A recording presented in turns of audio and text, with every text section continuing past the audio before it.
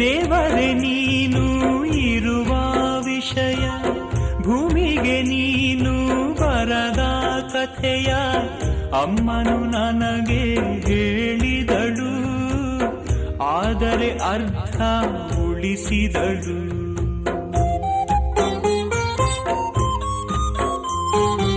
ಎಲ್ಲಿದೆಯೋ ನಿನ್ನೂರು, ದಾರಿಯ ಹೇಳೋರ್ಯಾರು? ಎಲ್ಲಿದೆಯೋ ನಿನ್ನ ಮನೆ, ಪತ್ತೆಯ ನೀಡುವರ್ಯಾರು?